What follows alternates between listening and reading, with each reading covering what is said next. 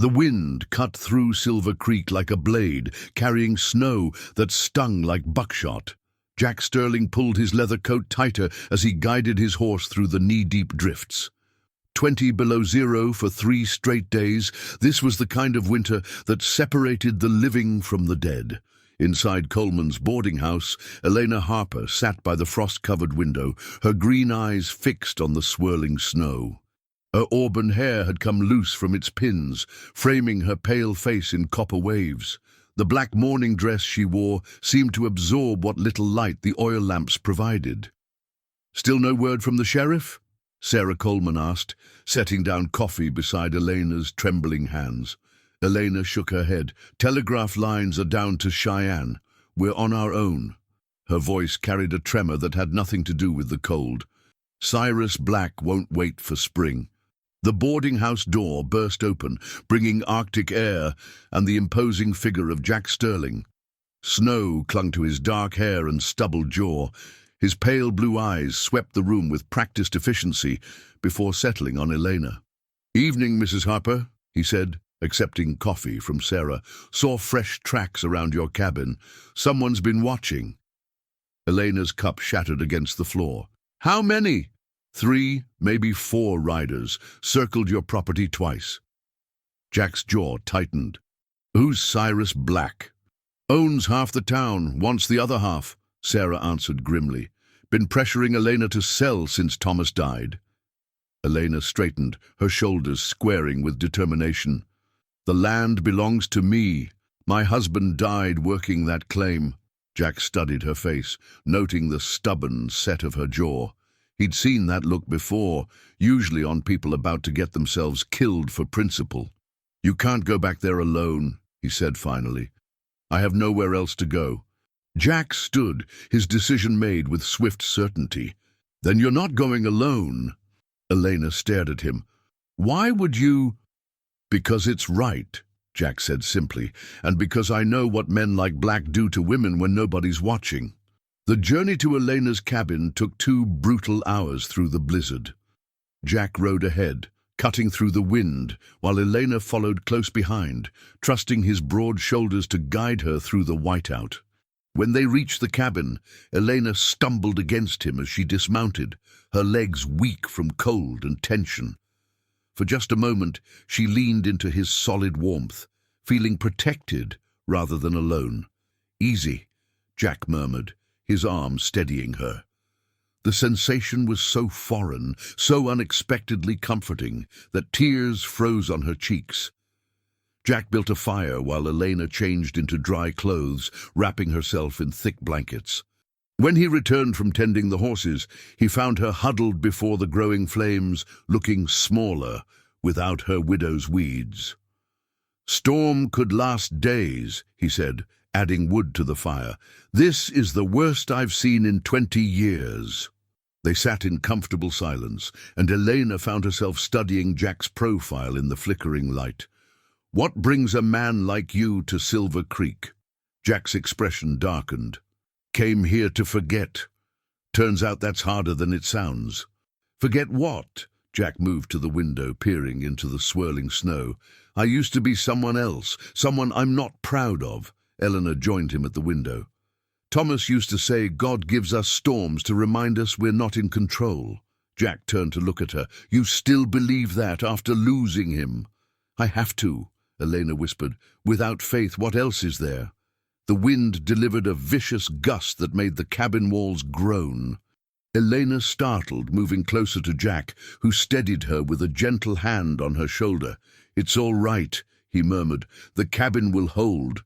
Elena looked up at him, and something passed between them, recognition, understanding. They were both broken, both carrying wounds that hadn't healed.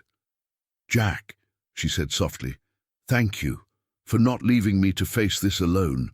Jack's thumb moved gently against her shoulder. "We all need someone to stand with us against the storm." The next morning brought no relief from the weather, but it brought visitors. Elena woke to Jack standing by the window with his rifle, his movements careful and deliberate.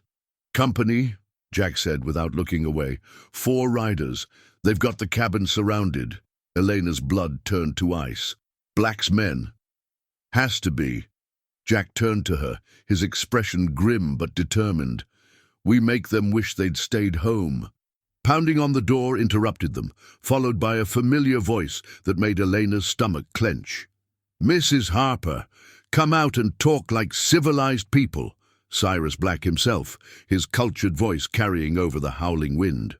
What do you want, Black? Jack called out. Well, well, Jack Sterling. Surprise colored Black's voice. Didn't figure you for the charitable type. Jack moved to the door without opening it. State your business or ride on. My business is with Mrs. Harper. She's got something that belongs to me. The land belongs to me, Elena called out, moving beside Jack despite his warning look. That can be arranged, Black replied smoothly. Step outside, Mrs. Harper. Let's discuss this reasonably. Not happening, Jack said firmly. You're outnumbered, Sterling. 4-1. Even a gunfighter of your reputation can't beat those odds. Elena looked at Jack sharply. Gunfighter? Maybe not, Jack called back, but I guarantee you won't all ride away. Question is, which of your boys is willing to die for your greed? You got 10 minutes, Black finally said. Then we're coming in. Jack turned to Elena. There's a root cellar under that trap door. When the shooting starts, get down there. I'm not leaving you alone. Yes, you are. Jack's voice was firm but gentle. This is what I used to be, Elena. Let me protect you. Elena searched his face, seeing past the grim determination to the man beneath. Who are you really? Jack was quiet for a long moment. I was Jack Quickdraw Sterling, fastest gun in 3 territories. Killed more men than I can count. His voice grew bitter. Came here to find peace. Turns out the past doesn't stay buried. Elena reached out and touched his arm. The present matters more than the past. Jack leaned down and kissed her forehead gently. Get to the cellar. Whatever happens, know that meeting you gave me something worth fighting for again. The first shot shattered the window. Jack pushed Elena toward the trapdoor as bullets peppered the walls. From her hiding place, Elena heard the battle, Jack's rifle speaking with measured precision, while Black's men fired wildly. The gunfight lasted minutes that felt like hours, then suddenly silence except for the howling wind. Elena, it's safe now. Elena climbed out to find Jack leaning against the wall, blood seeping through his shirt sleeve. But he was alive, his pale eyes clear and focused on her face. Just a graze, Jack assured her, though his face was pale. Black's men decided they weren't being paid enough to die. Eleanor rushed to his side. And Black? Still out there. This was just a warning. Jack's expression grew grim. He'll be back with more men. Elena nodded, accepting the truth. But looking at Jack, she realized she was no longer facing this fight alone.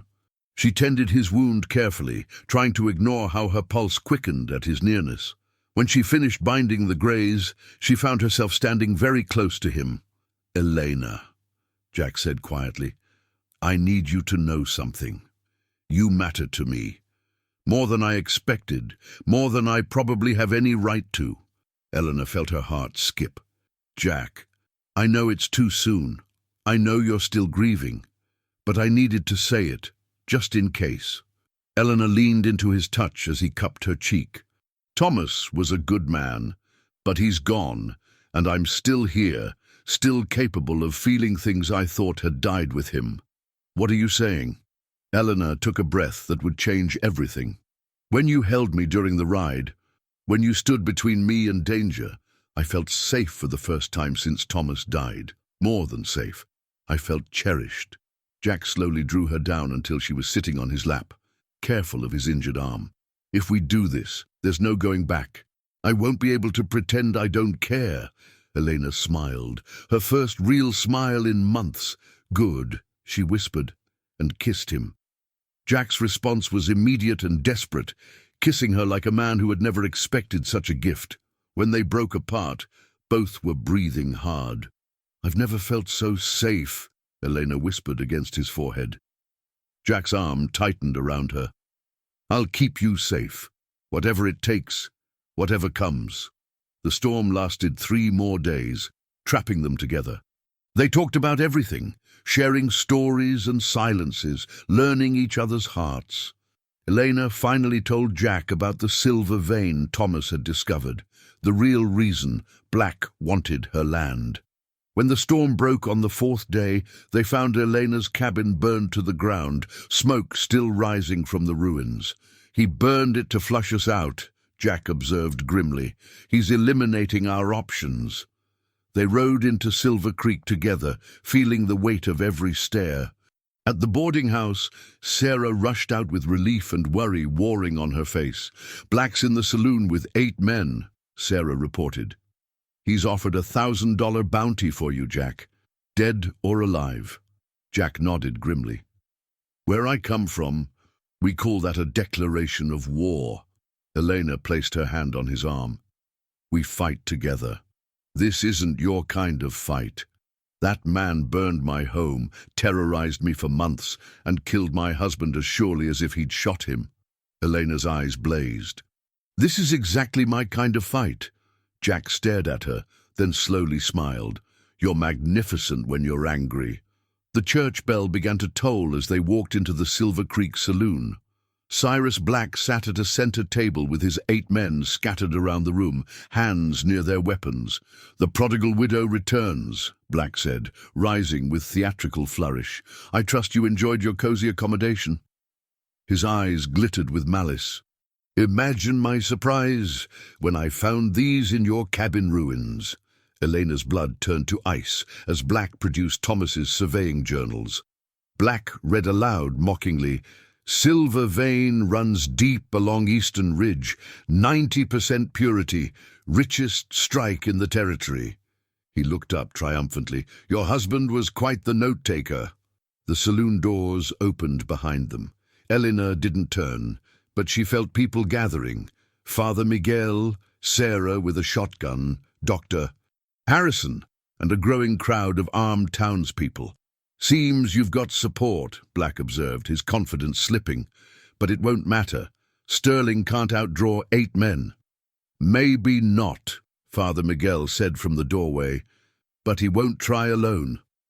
"This is touching," Black sneered. "An army of shopkeepers and dirt farmers." "I'm tired of running from what I used to be," Jack said quietly, "and tired of watching scum like you prey on good people." Black's face darkened. "You think you're a hero? You're a killer who's left a trail of bodies from here to Mexico." "You're right. I am a killer.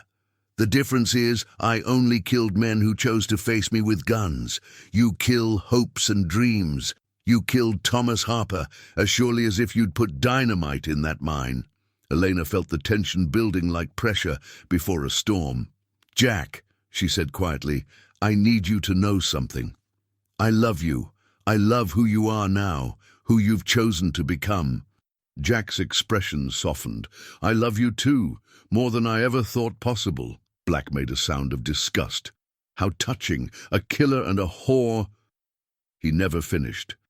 Jack's hand moved with lightning speed, his Colt clearing leather in a blur. The gunshot was deafening, and Black staggered backward, clutching his shoulder. "The next man who insults the lady dies," Jack said conversationally.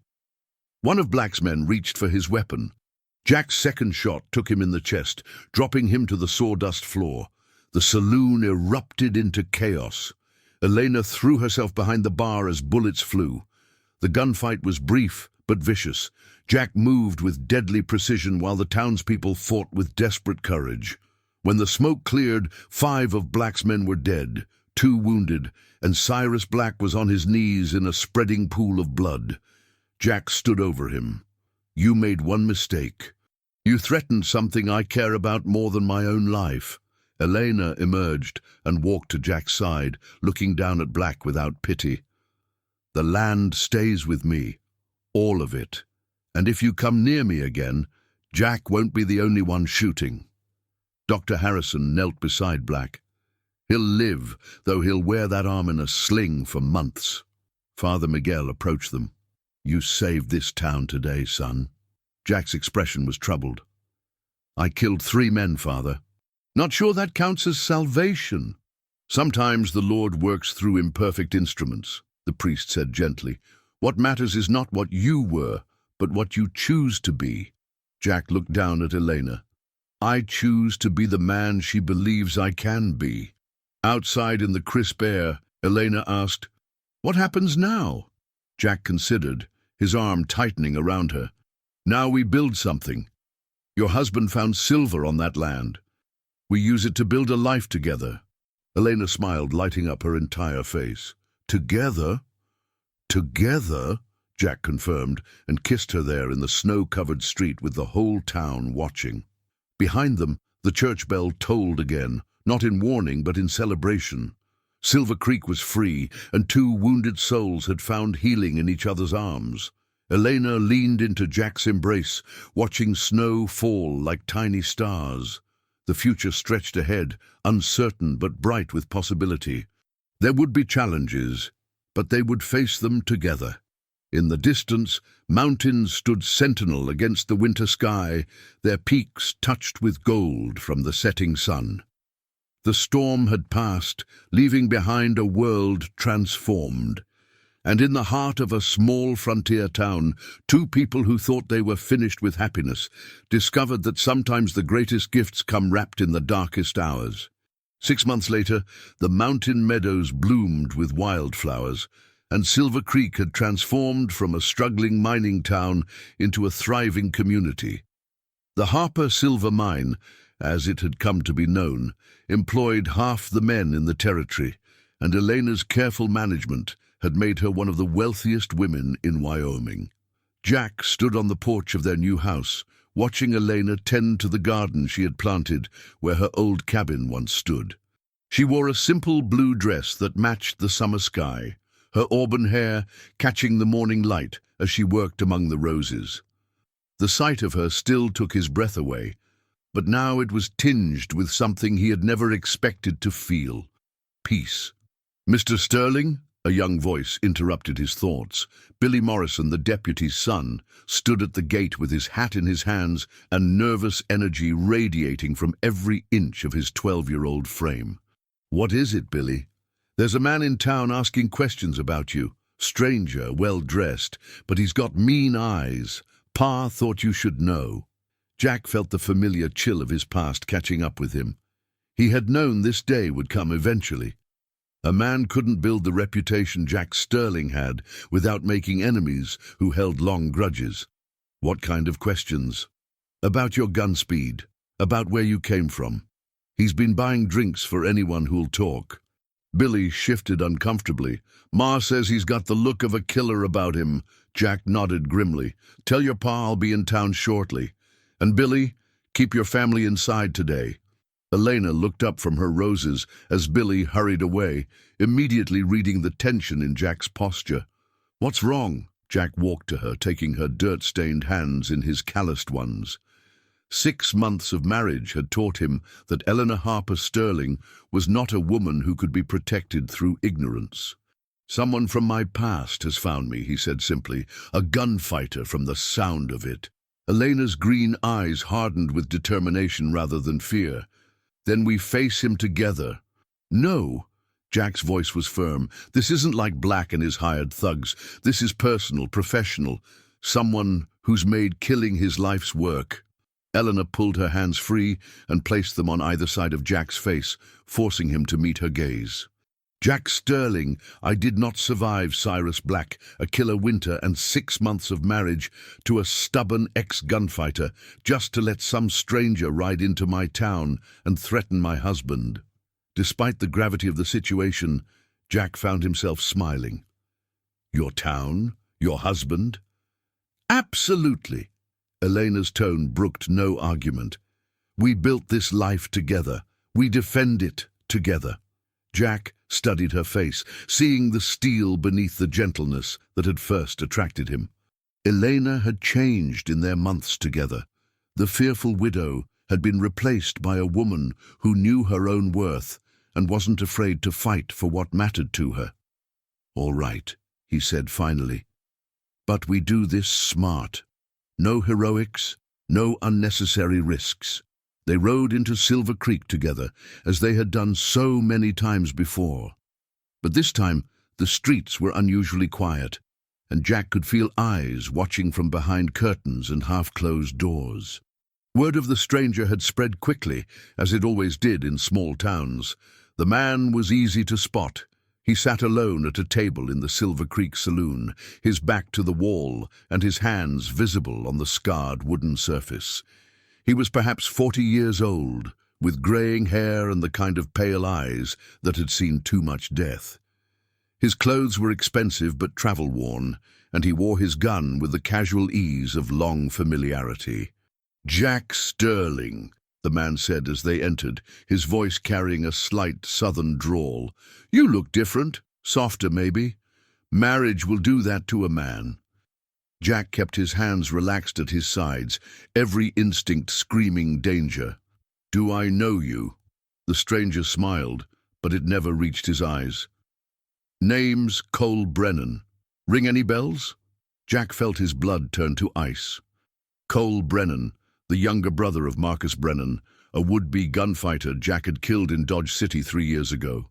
Marcus had been fast, but not fast enough, and he had died in the street while his brother watched from the saloon steps.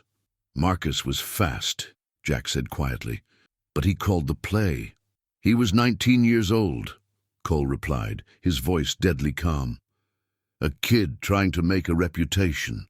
You could have wounded him, humiliated him, sent him home to our mother. Instead, you put 2 bullets in his chest." Eleanor stepped closer to Jack, her presence both comforting and terrifying. He couldn't bear the thought of her being caught in the crossfire of his past sins. "I won't draw on you, Brennan," Jack said firmly. "Find another way to settle this."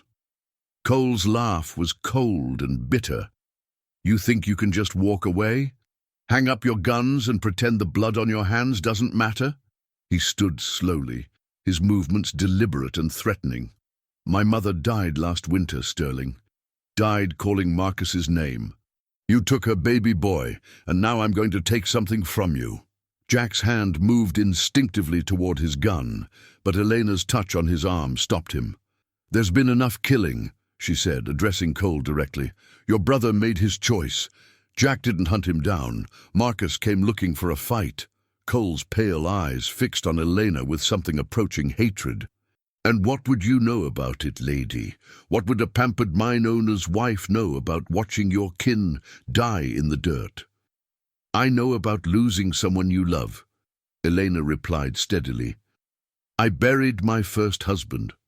Watched him die slowly from injuries he got working land that belonged to us. But I didn't go hunting the mine owners or the men who made the choices that killed him." "That's different," Cole snarled. "No, it's not."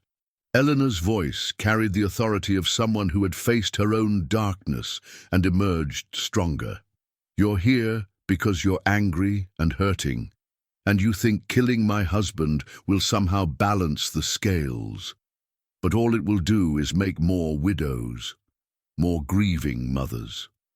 Cole's hand hovered over his gun, indecision flickering across his features. For a moment, Jack thought Eleanor might actually reach him. Then Cole's face hardened with renewed resolve. "Pretty words, Mrs. Sterling. But they won't bring Marcus back." "Neither will killing Jack," Elena said softly. "But walking away might save you." The saloon had fallen completely silent. Jack could feel the weight of a dozen gazes, could sense the townspeople holding their collective breath. This was the moment that would define not just his future, but Eleanor's as well.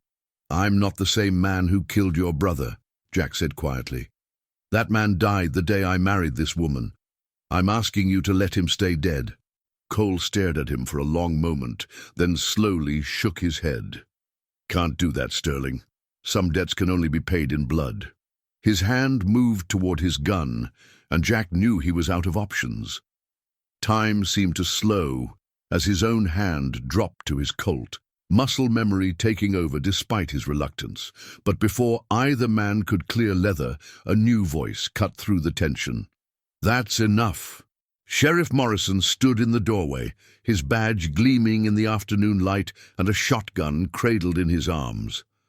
Behind him stood a dozen men from the town, miners, shopkeepers, and farmers who had benefited from Elena's generosity and Jack's protection.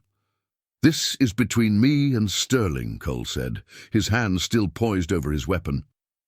"Not in my town, it isn't," Morrison replied firmly. "Mr. Sterling is a respected citizen here. His wife employs half the men in this county. You want to settle old scores? You do it somewhere else." Cole looked around the room, taking in the determined faces of the townspeople. These weren't hired guns or desperate men. They were ordinary folks who had chosen to stand with Jack and Eleanor.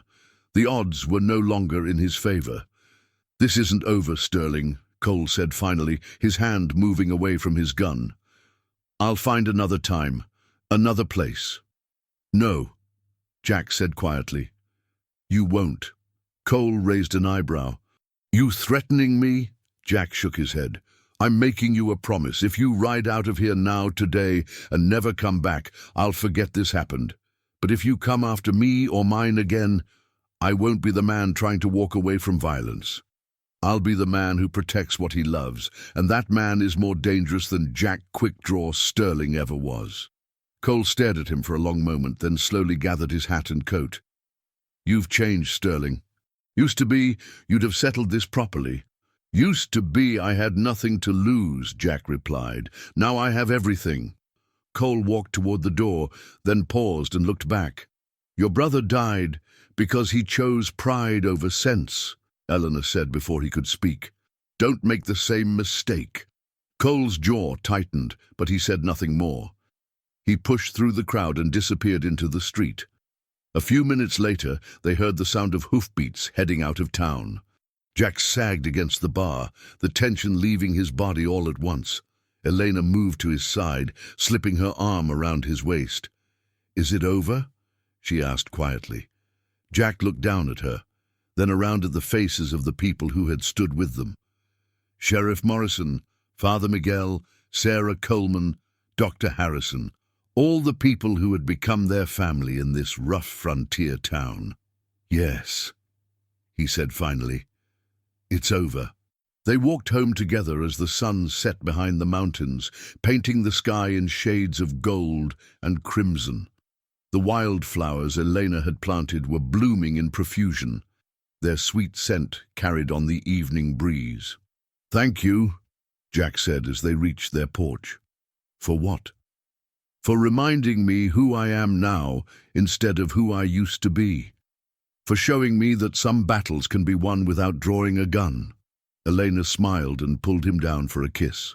"That's what marriage is, Jack Sterling. Two people helping each other become the best versions of themselves." Jack held her close, breathing in the scent of roses and summer air that seemed to cling to her skin. The past would always be with him. The men he had killed, the reputation he had earned, the blood on his hands. But the future stretched ahead bright with promise, filled with love and hope and the possibility of redemption. In the distance, a coyote howled at the rising moon, and Jack felt Elena shiver in his arms. But it wasn't fear that made her tremble. It was the same overwhelming gratitude he felt every day when he woke up beside her. They had both been given second chances, and they intended to make the most of them.